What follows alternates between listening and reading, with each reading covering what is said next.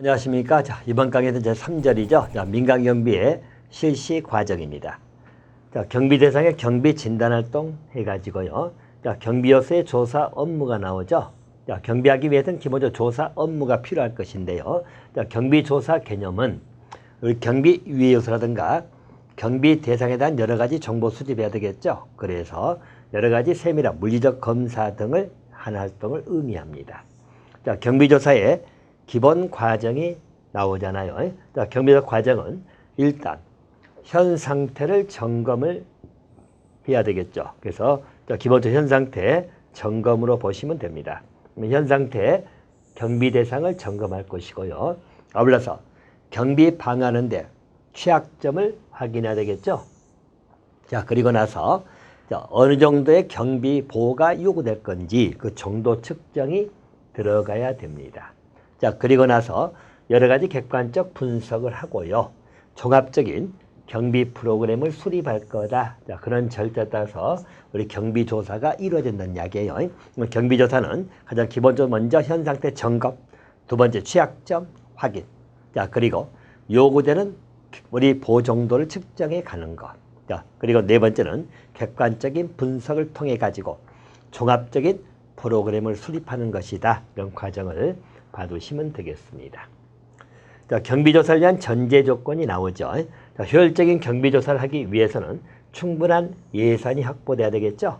자, 그리고 아울러서 우리 시설물 내 모든 구성원들의 원활한, 즉 구성원들의 원활한 협조를 이끌어내야 되겠죠.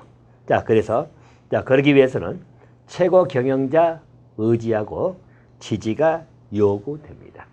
최고 경영자의 의지, 지지가 중요하다. 그렇게 봐두시면 되겠고요.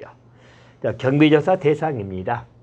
일반 경비조사라고 하면 여러분들 우리가 경비 보호 대상인 대표적인 시설물만 생각하기 쉽죠. 근데 시설물뿐만이 아니라 시설물, 물리적 시설뿐만 아니라 여러 가지 운영되는 절차 또는 일상 업무죠. 이런 것 조사도 폭넓게 이루어지는 것이죠. 그래서 우리 경비조사를 해가지고 일반적인 시설물에 관해서 시설물 안전만 따지는 게 아니라 외부 침입 요소도 고려될 것이고 내부 구성원의 어떤 절도, 횡령 그런 것도 우리가 조사가 들어가야 될 거 아니야. 경비 업무에 포함되니까요. 그래서 절차라든가 일상 업무 조사도 폭넓게 이루어져야 된다. 이렇게 봐두시면 되겠고요. 자, 경비조사 주체죠. 자, 경비조사를 누가 할 거냐? 자, 내부 참모에 의해서 경비조사를 할 수도 있고요. 외부 전문가에 의해서 할 수도 있다. 자, 각각 장점, 단점을 한번 생각해 보시는 이야기죠. 그래서 장점만 놓고 본다면 자, 내부 참모에 의해서 경비조사가 이루어지면 자, 내부 참모다 보니까 내부 구조라든가 여러 가지 사실들의 숙지 정도가 높다. 내부 참모다 보니까 근무하고 있기 때문에 어느 정도 딱딱 파악할 수 있다는 이야기죠. 또 다른 부서하고 협조 체계가 용이하게 이루어질 수 있다는 게 장점입니다. 자, 그러면 외부 전문가는 조직 내부에 영향을 안 받죠. 그러다 보니까 전문적이고 객관적인 평가를 내릴 수 있다는 장점이 있다는 것이에요. 자, 그래서 기본적인 장점을 이렇게 보시고요. 반면에 반대로 하면 단점이 되겠죠. 내부 참모는 아무래도 좀 객관적이 좀 떨어질 수도 있다. 외부 전문가는 숙지 정도 좀 낮거나 협조 체계가 좀 곤란할 수도 있다. 그렇게 단점은 뒤집어서 생각하시면 될 것 같습니다. 자, 경비조사 주체에 갖춰야 요건이 나오죠. 자, 요건에 관련된 내용입니다. 첫 번째는 자, 고도로 단련된 훈련 및 전문 지식이 축적이 돼야 됩니다. 조사를 하려면요. 자, 두 번째는 관련 시설물하고 절차 등의 숙지가 있어야 됩니다. 알고 접근하라는 이야기예요. 자, 세 번째는 사전 계획을 수립해야겠죠. 사전 계획이 각 단계에 수립돼야 된다. 기본 요건은 이렇게 잡아두시면 되겠습니다. 자, 그럼 이제 일반 시설물의 조사 업무 및 가치 평가가 나옵니다. 자, 일반 시설물에 관한 조사 업무입니다. 자, 보통 일반 시설물이기 때문에 울타리 출입구 등 주변 경계 등을 확인해야 되겠죠. 이런 것. 또 주차장 내에서 자동차 절도나 차량 파손에 대해서 적절하게 보호할 수 있는지 여부를 확인한다든지, 또 인접 건물 가까이에 다른 사람의 접근 공간이 있는지를 확인한다든가, 또 출입구에 열쇠 사용 여부 확인한다든가. 자, 또 한 가지. 자, 승강기, 쓰레기 하치, 조명시설, 화장실 등 공동 점유시설도 확인하라는 이야기죠. 이런 것들. 자, 또 경보 보호시설의 적절성 확인. 또 경비원들의 근무 형태라든가 또 내지는 내부 직원의 출입 통제 등등 감독 확인. 열쇠 잠금 장치가 있는지 확인. 방화시설의 적절성 여부. 자, 이런 전부 다 일반 시설물 조사 업무에 들어가는 내용들이다. 자, 같이 평가해야 되겠죠? 그래서 같이 평가란 말의 의미는 자, 말 그대로 모든 시설물을 똑같이 우리가 보호하기는 어렵다는 이야기죠. 자, 그래서 같이 평가를 해가지고 자, 평가 결과에 따라서 특정한 위험이 있는 부분이죠. 자, 이를 제거하거나 내지는 특단의 조치가 강구가 돼야 되겠죠. 그래서 일단 그 시설물 조사를 하게 되면 자, 여러 가지 가치 평가가 이루어져 가지고 자, 그 가치 평가 결과 특정 위험이 좀 발생할 수 있는 부분이 있다. 자, 한다면 이를 제거하거나 기타 조치를 취하라는 이야기예요. 이렇게 봐두시면 되겠고요. 자, 인사조사 업무 및 회계조사 업무 등이 나옵니다. 인사조사 업무에 관한 문제는 자, 우리 인사 서류에 관련된 내용이 있죠. 여기는 최고 책임자 포함해서 모든 직원들의 우리 신상 정보가 기록돼 있잖아요. 자, 그래서 이 서류 관리는 특정인에 의해 가지고 철저하게 보관, 취급이 돼야 된다. 뭐 당연한 이야기가 되겠죠. 또 회계조사 업무입니다. 자, 일반적으로 가장 우리 회계조사 업무가 취약 부분이죠. 돈과 관련된 부분이기 때문에 아무래도 취약 부분이라는 이야기죠. 철저한 조사 업무가 이루어집니다. 자, 먼저 출납원에 대한 안전성 확인 업무이지요. 자, 우리 건물 구조상 현금 보관 장소에 대한 접근 용이성이라든가 출납원의 위치, 또 출납원에 대한 무장 강도 공격 가능성 이런 것들 전부 다 조사를 해야 된다는 이야기죠. 또 공금 횡령을 하게 되면 횡령할 수 있는 공모 가능성 이런 것들, 또 위험에 대한 방어 체계 구축 등 이런 것을 확인하라는 이야기입니다. 자, 또 한 가지, 자, 수치 및 지불 계정의 안전성 확인이죠.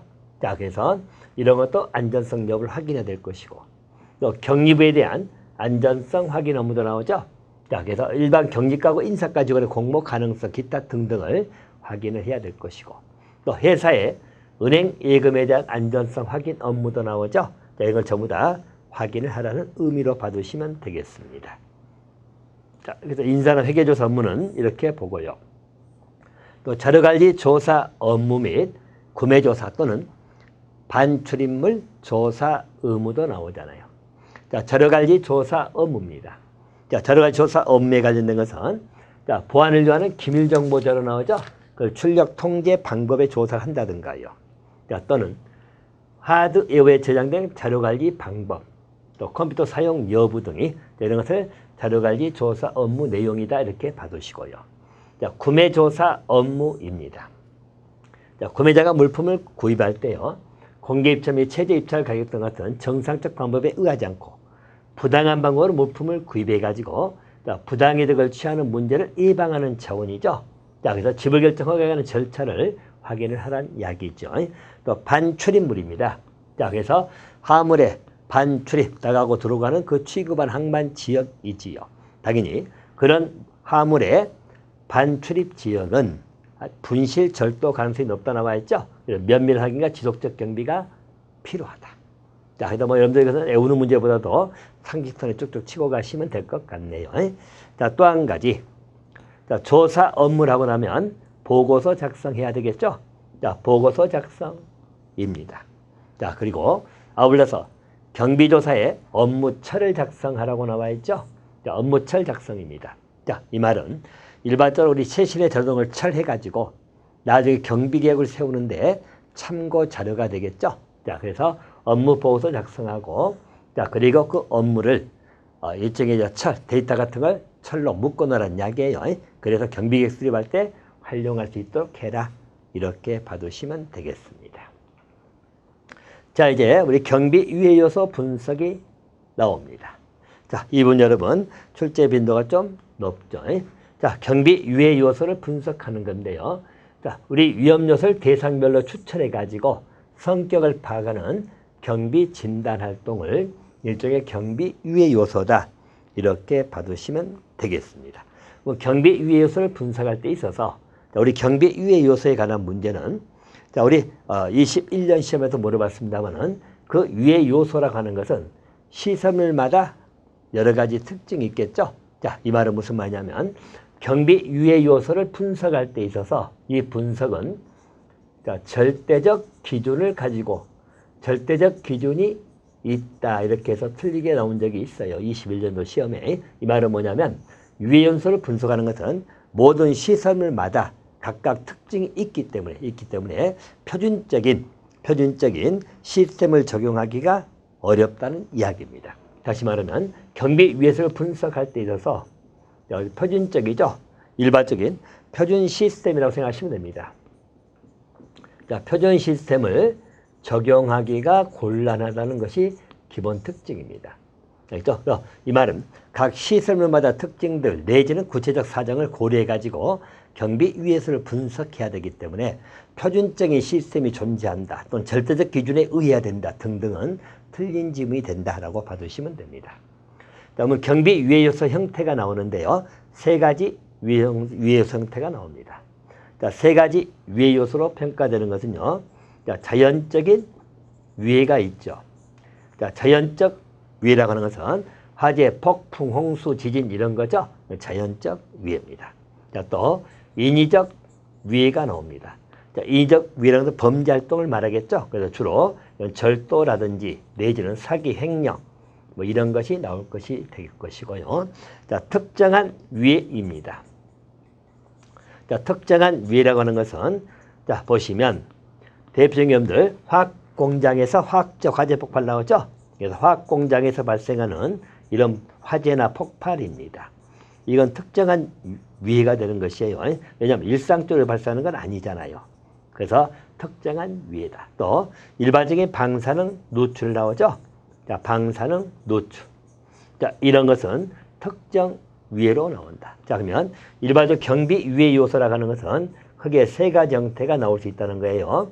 자, 유해 요소는 자연적 유해가 있고 또 인위적 유해가 있죠. 인위적 유해가 있고요. 특정한 유해가 있다. 그렇게 봐두시면 되겠고요. 대신 우리 화학 공장에서 일종의 이제 우리 화학적 화재가 발생하거나 폭발이 발생했죠. 자, 그러면 이 자체를 인위적 유해다 해가지고 17년 시험에는 틀리게 나왔어요. 이건 인위적 유해가 아니고 특정한 유해에 들어갑니다.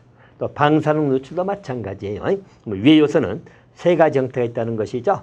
그래서 자연적, 인위적, 특정한 유해가 있다라고 봐두시면 되겠고요. 자, 유해 요소의 사정입니다. 유해 사정은 유해 요소를 보통 분석해 가는 것이죠. 그래서 분석할 때 가장 기본적인 순서입니다.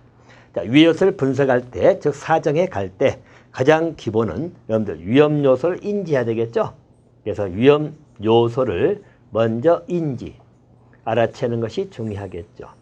위험 요소를 인지하고 나서는 그것을 척도화시키는 것이죠. 자, 다시 말하면 위험 요소를 척도화시킨다. 자, 척도화시킨단 말의 의미는 말 그대로 그 위험 요소가 얼마나 현실화돼 가지고 손실을 발생시킬 수 있을 거냐, 손실 발생 가능을 예측한다는 이야기예요. 자, 그래서 척도화시킨다는 것은 위험의 발생에서 손실 발생을 예측하는, 이게 척도화라고 생각하시면 됩니다.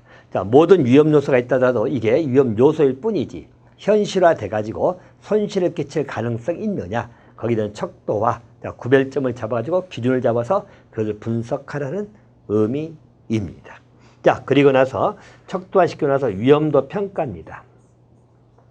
자, 위험도 평가라고 하는 것은 자, 그 척도화된 것 중에 이제 등급이 정해질 거 아니에요. 자, 그러면 이 위험도가 어느 정도 위험이 있을 거냐 평가를 하라는 이야기입니다. 자, 그리고 나서 거기에 대해서 이제 우리 경비활동을 하게 되면 비용의 손익 분석이 들어가야 됩니다. 그래서 우리 비용 효과 분석입니다. 자, 비용 효과 분석이라고 하는 것은 자, 말 그대로 그 위험도 평가가 나왔어요. 거기에 경비활동할 때 고도의 숙련된 내지는 우리 비싼 장비가 도입돼야 된다. 비용이 많이 들 거 아니에요. 그런데 거기 나온 효과가 어느 정도냐. 이 분석까지 이루어지는 이야기예요. 다시 말하면 경비 위에서 사정 과정은 이렇다는 거죠. 자, 먼저 위험 요소를 인지하는 과정. 또 그것을 손실 발생이 어느 정도 할 거냐 예측하는 척도와 과정. 그리고 나서 그 자체 위험도를 평가하는 과정. 그리고 이제 마지막 비용의 효과가 어느 정도 있을 것이냐 분석 과정이 이렇게 봐두시면 됩니다. 자, 그래서 첫 번째가 여러분들 위험 요소 인지 과정이 나오죠. 인지. 자, 그럼 인지 과정은 가장 선행돼야 되는 거라고 나와 있죠. 그래서 가장 선행돼야 될 것이 바로 우리 인지 과정입니다. 자, 그리고 나서 두 번째가 일반적인 손실 발생 가능성을 예측한다겠죠. 인지된 위험 요소를 척도화시킨다. 다시 말하면 우리 손실 발생 가능성을 예측해 간다고 봐두시면 되겠습니다. 손실 가능성을 예측해 간다라고 보시면 되겠고요. 자, 그러면 일반적으로 그 다양한 수준의 보호 계획을 세운다 나와 있죠? 라고 봐두시면 되겠고요. 자, 그리고 나서 위험도 평가를 한다는 이야기죠. 위험도 평가입니다. 이게 손실이 그 정도가 어느 정도 위력이 있을 것이냐 평가를 할 것이고요. 아울러서 마지막 비용 효과를 분석해 가는 것이죠. 자, 아무리 위험도가 크다 하더라도 비용이 너무 많이 드는데 거기서 달성하고 된 이익이 적으면 고민할 수밖에 없겠죠. 자, 그래서 일반적 경비 효과를 따져보자. 이런 것이 비용 효과 분석이다. 이렇게 봐두시면 되겠습니다. 자, 이제 경비 계획을 수립해 가는 것이죠. 자, 경비 계획의 개념은 자, 우리 경비 조사하고 위에서 분석했죠. 그 정보 자료를 토대로 해가지고 자, 여러 가지 경비 실시에 구체적인 형태를 어떻게 할 거냐 그 결정하는 과정이 경비 계획입니다. 그래서 경비 계획은 경비 실시에 구체적인 형태를 결정해가는 과정, 경비 계획이다 라고 봐두시면 되겠고요. 자, 경비 계획의 기본 방향 나오잖아요. 자, 경비 계획을 수립할 때 자, 맞아. 우리 조사 활동하고 위에 분석했잖아요. 그 자료를 기초로 해가지고 경비 계획을 수립해야 되는데 자, 일반적으로 그 경비 계획을 수립하는 과정은 관련 분야 계층 충분한 참여가 이루어져 가지고 실제 적용하고 괴리를 최소화시켜서 절차상 민주성이 담보가 돼야 된다. 그런 이야기죠. 경비 계획을 여러 가지 참여다. 각 분야 참여시켜 가지고 절차적 민주성을 담보를 해야 된다. 이렇게 봐두시면 될 것 같습니다. 자, 그래서 경비 계획을 수립할 때 여러분들 우리 보통 틀리게 다뤄지는 것이 이게 절차적 민주성이 담보가 돼야 되는데 예를 들어서 경비업체가 자체적으로 판단한다. 자, 이렇게 나오면 이건 틀린 지문이 되는 것이에요. 자, 우리 모든 계층의 충분한 참여가 이루어져 가지고 그래도 실제 적용하고 괴리가 발생할 수 있는데 그 괴리를 최소화시키기 위해서 절차적 민주성이 담보돼야 된다라고 봐두시면 되겠습니다. 자, 경비계획을 담당하는 구비조건 나오죠? 자, 전문 지식을 가지고 있어야 되고 또 심리적 안정감이나 원만한 대인관계를 가지고 있어야 된다 나와 있죠? 또 융통성 있는 창의력, 결단력, 판단력을 가지고 있어야 될 것이고 또 조직의 특유한 풍토, 기질, 전통 문화를 이해하고 있어야 된다. 굉장히 좋은 조건 다 나왔죠. 그래서 우리 경비계획을 담당하는 자는 이런 걸 갖출수록 어느 정도 우리가 경비계획을 완성할 수 있을 거다. 뭐 그런 의미로 봐두시면 될 것 같습니다. 자, 이제 우리 경비 실시할 때 형태에 관련된 문제입니다. 자, 우리 경비 실시를 하고자 할 때는 일단 보호 대상의 우선순위를 결정하는 것 중요합니다. 자, 이 말은 일반적 경비 계획에 의해 가지고 경비를 실시한다 하더라도 우리 비용적인 즉 경제적인 측면이 고려가 돼야 되기 때문에 모든 시설에 똑같이 인력 경비라든가 기업 경비를 적용할 수가 없다는 것이죠. 자, 그래서 또 그러면 운영 예산면에서 효과적이지 못하다고 나오잖아요. 따라서 조직의 목표, 재무, 기타 손실 발생 가능성 정도에서 경비 대상에 경중을 둔다. 즉 우선순위를 두란 이야기죠. 그래서 우선순위에 있는 것들은 아무래도 좀 더 투입을 더 많이 해야 될 것이고 우선순위가 좀 낮은 것은 거기에 맞춰서 가야 되겠죠. 그래서 우선순위 결정입니다. 자, 그리고 일반 시설물의 경비 계획입니다. 자, 우리 경비계획 수립한 곤란한 경우만은 낡고 오래된 건물이 나오잖아요. 그럼 낡고 오래된 건물이라도 기본적인 단계에서부터 철저하게 기본적 단계에서부터 철저하게 분석하고 설계를 하라고 나와 있죠. 자, 그래서 여기도 우리 시험에서 보통 다뤄지는 것이 말 그대로 낡은 시설물이다. 그 낡은 시설물에 관한 경비를 하는 데 있어서는 우리 시설물 보수에 치중을 해야 된다. 보수에 치중하는 그런 경비 계획을 수립해야 된다라고 하면 틀리다는 이야기죠. 경비 계획을 수립하더라도 낡은 시설물이라 하더라도 기본적 단계에서부터 철저하게 분석하고 설계해야 되는 것이지 보수에 치중한다면 잘못된 지문이 되는 것이다. 또 한 가지, 현대식 건물 양식이라고 하더라도 역시 특성을 감안해가지고 전문적인 경비 계획을 수립하라고 나와 있잖아요. 이렇게 봐두시면 되겠고요. 자, 경비 실시 방식에 따라서 여러분들 4가지 경비가 나옵니다. 4가지. 자, 1차 원적인 경비가 있고요. 그래서 1차 원적인 경비가 나오죠. 자, 또 한 가지 단편적 경비가 나옵니다. 또 반응적 경비가 나오고요. 또 총체적 경비. 자, 개념 문제로 생각하시면 됩니다. 자, 1차 원적인 경비는 사설 경비원을 고용해가지고 단일 예방책에 의존하는 것. 가장 1차원이죠. 원초적이라고 나오잖아요. 사설 경비원 고용해가지고 말 그대로 경비 업무를 하게 하는 가장 1차원적인 경비다. 자, 반면에 단편적 경비라는 것은 우리 계획에 의해서 진행되는 것이 아니라는 이야기죠. 다시 말해서 경비 실시가 필요할 때마다, 이게 포인트예요. 실시가 필요할 때마다 경비 조직을 추가해가지고 경비한 형태가 단편적 경비. 자, 반응적 경비라는 것은 단지 그 사건에만, 다시 말하면 특별한 사건이 발생할 때, 즉 발생으로 생각하시면 됩니다. 또 특별 사건이 일어날 때마다 그 사건에만 대응하고자 하는 것이 반응적 경비. 자, 그리고 단편적은 실시할 때마다, 실시가 필요할 때마다 하는 게 단편적. 반응적은 그 사건에만 대응하고자 하는 것이 반응적. 자, 총체적이라는 것은 자, 우리 위험 요소와 상관없이 언제 발생할지 모르는 각종 위해 요소죠. 차단하기 위해서 인력 경비나 기계 경비를 종합해 가지고 표준화시킨 경비가 총체적 경비다. 그러면 경비 실시 방식에 따라서 자, 1차원적 경비도 있고 단편적 경비도 있고 반응적, 총체적, 자, 개념적인 문제. 1차원적 경비는 사설 경비하는 가장 원초적인 방법. 자, 단편적 경비는 경비가 필요할 때마다 이루어지는 경비. 반응적은 사건이 발생하면 그 사건에만 대응하기 위해서 이루어지는 경비가 반응적. 총체적은 전부 다 종합해서 하는 경비라고 봐두시면 되겠네요. 자, 개념 요소 그렇게 하나 봐두시기 바라고요. 자, 또 한 가지. 자, 경비 중요도에 따른 분류해가지고 5가지 분류가 나옵니다. 자, 이 문제 여러분 아주 출제 빈도가 높은 테마니까 잘 정돈을 해주시기 바랍니다. 자, 레벨 1이라고 해가지고요. 최저 수준 경비가 있고요. 자, 레벨 2가 하위 수준 경비입니다. 자, 레벨 3가 중간 수준 경비. 자, 레벨 4가 상위 수준입니다. 자, 가장 높은 게 최고 수준 경비가 레벨 5라고 받으시면 되겠죠. 그래서 각 특징을 정리하는 것입니다.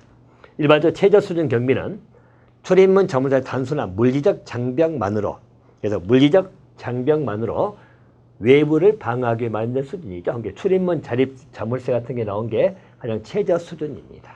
자, 2단계는 일반 가정의 경우는 보통 이렇게 있는 게 보통 이거요. 자, 하위 수준 경비라는 것은 단순한 물리적 장비하고 자물쇠가 설치되고 거기에 보강된 출입문 또는 창문의 창살 보이죠? 창살. 또 복잡한 수준의 자물쇠. 자, 또는 일반적 조명 시스템, 기타 기본적 경보 시스템이 나오죠? 자, 이런 게 구성된 하위 수준 경비다. 자, 이 부분은 작은 소매 상점이라든가 저장 창고 등이 2단계 들어간다고 봐두시면 되겠고요. 자, 레벨 3 중간 수준이죠? 여기는 불법적인 외부 침입이죠. 자, 올라서 일부 내부 침입 방지, 탐지, 사정할 수 있도록 방어 체계인 것이고, 자, 경비 원등이 조직된다 할 땐 중간 수준 경비다. 이렇게 봐두시면 되겠고요. 이 경우는 자, 우리 큰 물품 창고라든가 제조 공장, 대형 소매점 등이 나오죠. 중간 수준 경비다. 자, 이걸 물어본 문제가 17년 시험에서 한번 나왔었고요. 하위 수준 경비를 물어본 문제는 20년도 시험에서 한번 출제가 됐고요.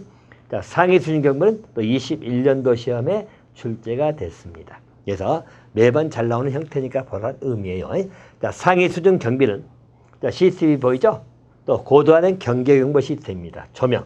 또 고도 훈련받은 무장경비원이 나오죠? 이런 거. 그래서 그 무장경비원 대응하고 경찰의 협력이 이루어지는 시스템을 상위 수준 경비입니다. 이 경우는 교도소라든가 제약회사, 전자회사 등이 2단계에서 보호받는다고 봐두시면 됩니다. 자, 반면에 최고 수준 경비가 나오죠. 자, 최고 수준 경비는 일단 최첨단 경비 시스템이 나오잖아요. 자, 그리고 24시간 무장 체계가 이루어지는 형태입니다. 자, 딱 보니까 핵시설물 보이죠? 또 중요 교도소, 중요 군사시설 나옵니다. 특별 연구기관, 외국 대사관 나오죠? 이건 최고 수준 경비다. 그렇게 봐두시면 될 것 같습니다. 자, 그래서 일반적 경비 중요도에 따라서 자, 가장 낮은 게 여러분들 최저 경비 수준입니다. 자, 레벨 1이잖아요. 최저가 있고 여기 조금 올라가면 레벨 2가 여러분들 하위 수준입니다. 하위 수준. 자, 레벨 3가 중간 수준이죠. 중간. 자, 레벨 4가 일반점들 상위 수준이 됩니다. 상위 수준. 자, 레벨 5가 여러분들 최고 수준이다. 이렇게 봐두시면 됩니다. 그럼 일단 어느 지역에서 이루어지는가 그걸 잘 보셔야 됩니다. 일반 가정에서 나오면 최저 수준입니다. 그래서 일반 가정, 이게 최저 수준이고요. 이 부분은 주로 출입문이나 자물쇠 이런 것만 있어도 일단 이루어지는 경비 형태가 최저 수준이다. 자, 하위 수준 나오죠? 하위 수준은 주로 이제 우리 소매상이라든가 작은 소매상점입니다. 자, 또는 저장 창고, 알겠죠? 이런 데서 이루어집니다. 소형이죠? 작은 소매상입니다. 이 하위 수준은 자, 우리 자물쇠도 고도화된 거 아니면 여기는 창살이 들어간다든가 또는 뭐 조명 시스템이 나온다든가요. 이런 게 하위 수준입니다.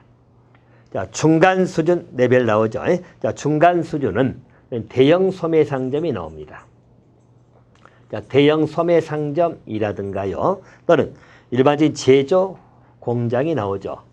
제조 공장이라든가요. 자, 또는 큰 물품 창고입니다. 자, 큰 물품 창고. 이렇게 보시면 되겠고, 일반적으로 우리 중간 경비 수준이죠. 중간 수준의 경비는 기본적으로 경비원 등이 조직된다는 거. 자, 경비원 등이 조직되는 형태다. 하나 봐두시면 되겠고요. 자, 상위 수준의 우리 경비입니다. 자, 여기 상위 수준 여러분, 교도소라든가 또는 제약회사라든가 내진 전자회사 등이죠. 이런 데 이루어지는 것이고, 상위 수준은 우리 무장경비원이 등장한다든가 또 우리 경찰하고 합동체계를 이루어진다든가 라고 봐두시면 됩니다. 자, 최고 수준 여러분, 핵시설물, 알겠죠? 핵시설물 또는 중요 군사시설, 애국 대사관, 알겠죠? 또 중요 교도시설 이런 데가 이루어지는 것이고, 우리 최고 수준은 24시간 무장체계로 형성되는 것, 이렇게 봐두시면 되겠네요. 자, 각 파트별 특징을 꼭 기억해 주시면 될 것 같습니다. 자, 이번 이렇게 정돈해 주시고요. 자, 우리 경비계획의 수립 과정입니다. 자, 우리 광의의 경비계획 과정 나오죠? 넓은 의미입니다. 자, 광의 부분은 자, 먼저 문제 인지가 나오죠? 그래서 문제 인지, 알아채는 걸 말하겠죠? 자, 그리고 나서 목표 설정입니다. 목표 설정. 아울러서 자료나 정보 수집 분석이 나오죠? 단계니까 이렇게 봐두세요. 자, 그리고 전체 검토. 자, 그리고 나서 대안 작성 및 비교 검토. 그러니까 최종 안을 선택한다. 그리고 실시 평가 과정을 거친다.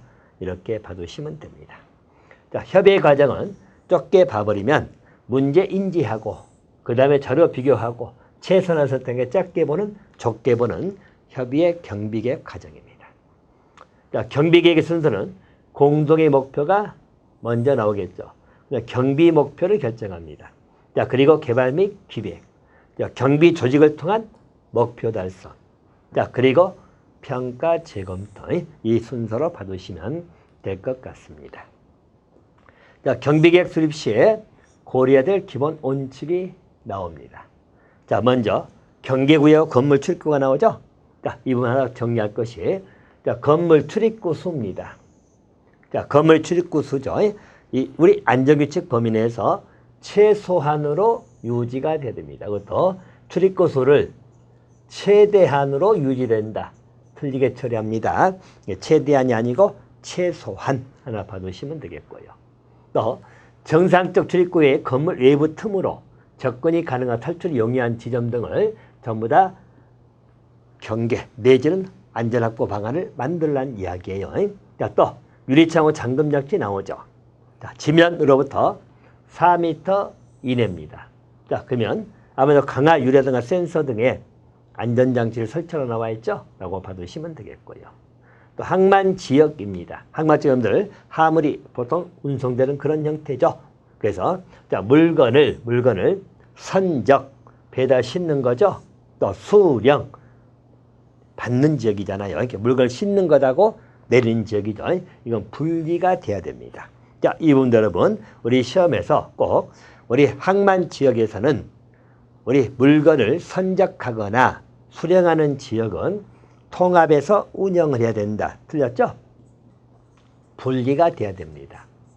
자, 또는 선적하거나 수령하는 지역은 동일 지역이어야 된다.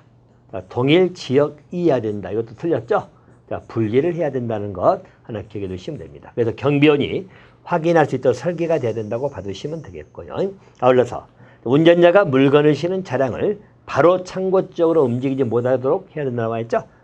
점검해야죠. 그 물건이 어떤 물건인가를 점검할 수 있도록 그것을 확인하는 과정을 거치란 이야기입니다. 그렇게 봐두시고요. 자, 또 한 가지.